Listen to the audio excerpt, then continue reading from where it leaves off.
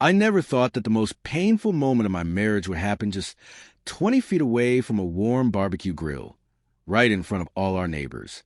It was a beautiful Saturday evening in a quiet, friendly neighborhood just outside of Columbus, Ohio. Our yearly block party was happening, and it felt like everyone we knew was there. You could hear the happy sounds of kids chasing each other across the street, their sneakers hitting the pavement while the adults laughed and chatted over grilled burgers and cold drinks. It felt like the kind of perfect evening you see in movies where everyone is happy and life is simple. My wife, Ashley, had really pushed for us to go together. She told me she wanted me to be more social and get to know the people living around us. Honestly, I felt hopeful that night. I thought we were finally moving past the months of coldness and distance that had been growing between us. I wanted to believe with all my heart that things were getting better. Then she saw a group of neighbors I had never met before and waved me over to join them. She was smiling, but when she introduced me, she did it as if I were a complete stranger she had just met on the sidewalk. She looked at them and casually said, "Oh, this is Jake, someone I know." For a split second, I truly thought she was playing a joke on me. I waited for her to wink or laugh. But when nobody else chuckled, the truth hit me like a ton of bricks. She meant exactly what she said. She was pretending I wasn't her husband. I kept my cool, smiled politely, and reached out my hand to the group.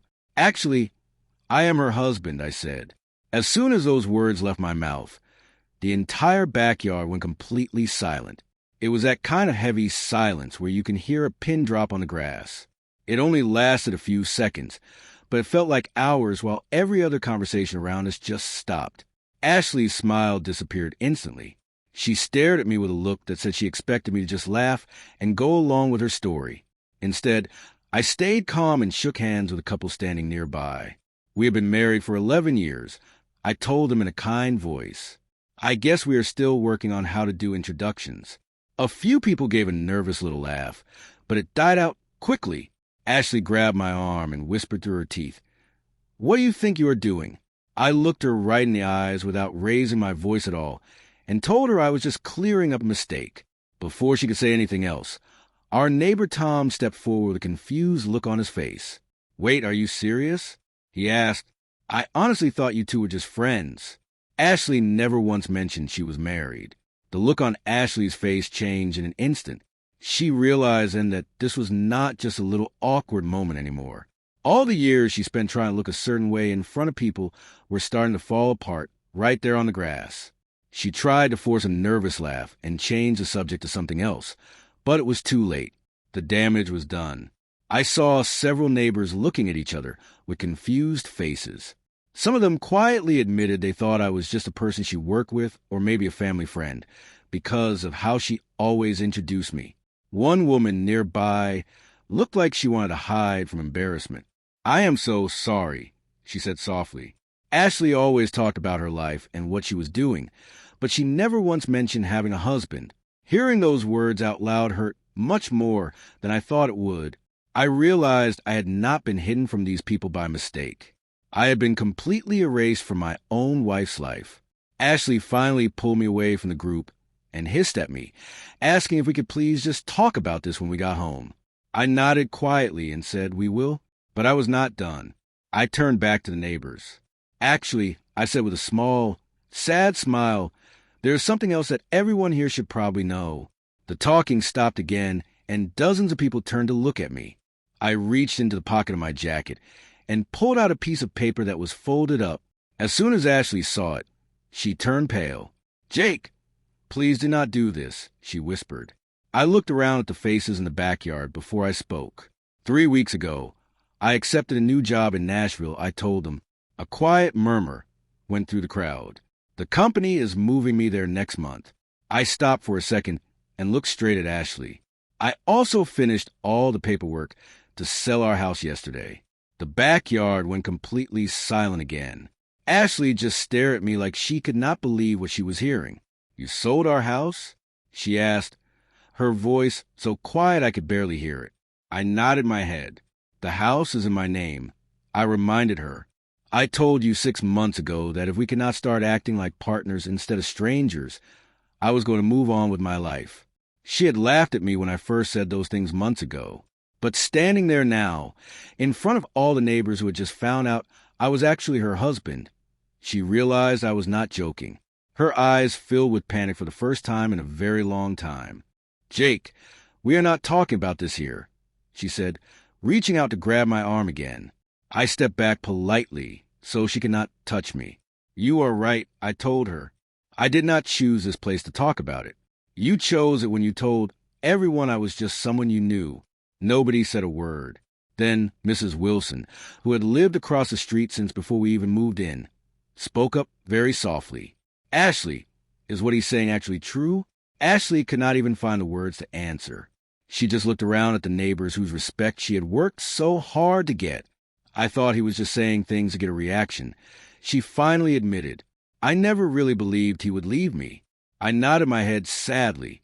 "That is the whole problem," I said.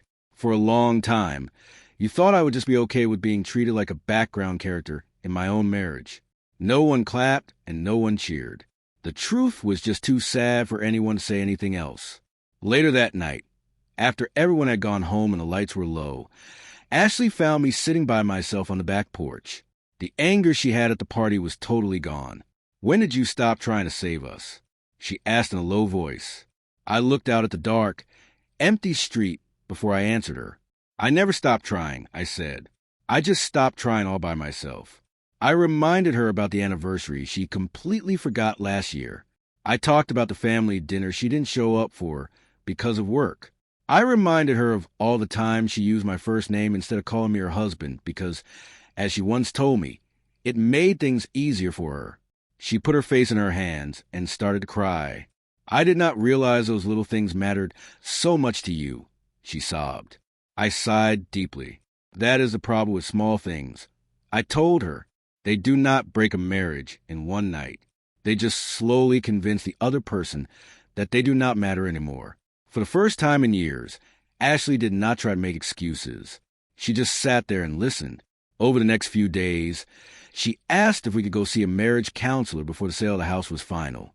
I said yes, not because I had changed my mind about moving, but because I wanted us both to feel like we had truly tried everything.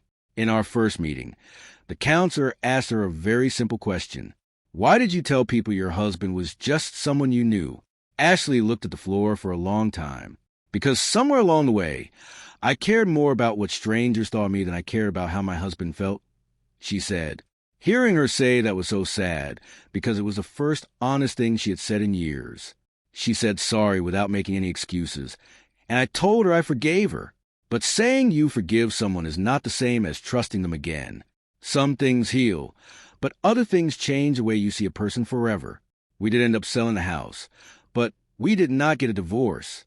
Instead, we decided to leave the place where we grew apart and start a new life together in Nashville. It was not a perfect fix. It took many months of hard talks, counseling, and her showing me with her actions, not just words, that she cared. Ashley started making sure she introduced me with pride wherever we went. Most importantly, she stopped acting like our marriage only mattered when no one was looking. Looking back, people ask if I regret what I said at that party. I always tell them the same thing. Staying quiet had already cost us way too much. The moment I stood up and said who I was, it was not about making her look bad. It was about me refusing to disappear from my own life. Sometimes the truth makes things uncomfortable for a while. It can feel like waking up from a long, bad dream. But that uncomfortable moment is often the only thing that can give a broken relationship a real chance to be saved. We learn that a marriage is built on being seen and being known. It is about being proud of the person standing next to you, even when things are not perfect. We are moving forward now, one day at a time, making sure that neither of us ever feels like a stranger again. We are building a life based on truth and real connection, and that has made all the difference.